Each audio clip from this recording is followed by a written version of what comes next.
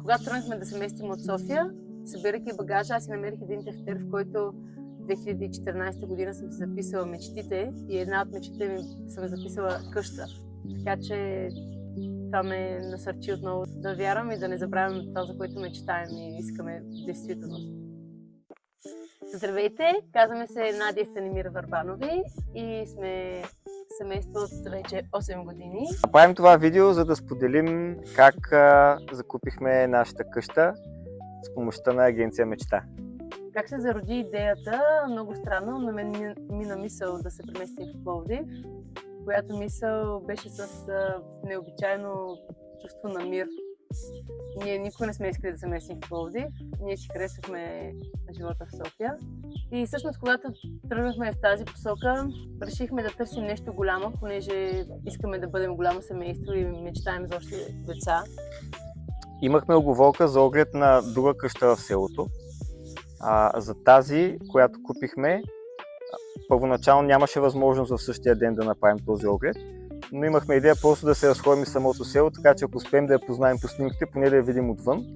И стана така, че видяхме всъщност съседа, който каза, че собственика на тази къща си е вкъщи и реално успяхме да направим и огледа на това място. Още след първи оглед много се свързахме с продавачите.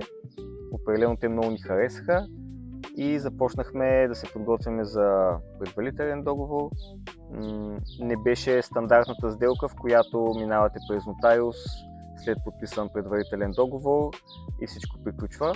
Имаше си своите трудни моменти, преговори, изисквания от двете страни и за всичко това за нас беше голяма помощ, че имахме брокер на наша страна, който да съдейства с всички тези процеси. Като съвет към хората, които вече имат опит в покупката на имоти, ние също имахме такъв предишен опит преди тази сделка, но определено имаше много голяма разлика в самите сделки, затова направихме много добре, че се доверихме на брокерите от агенция Мечта, вместо да тръгнем да го правим сами. Определено по време на целият този процес преживяхме тази подкрепа и съдействие, за да тече всичко гладко и това се струва много. Какво ще споделиш? В такава не е лесна покупка. За мен винаги е важно да имаш доверени хора до себе си, които знаят какво правят, които знаят с кого работят и разбират от работата си. За мен агенция Мечта са точно такъв екип, на които могат да се доверя с две ръце и ако нещо си харесам, те да изследват и изпипат всяко нещо до детайл, за да може ние, които купуваме, да сме сигурни и спокойни. Бих насърчила всеки един, който тръгна в тази посока, да намери хора, които може заедно да извървят този път. Благодарим на всички, които останаха до края на това видео.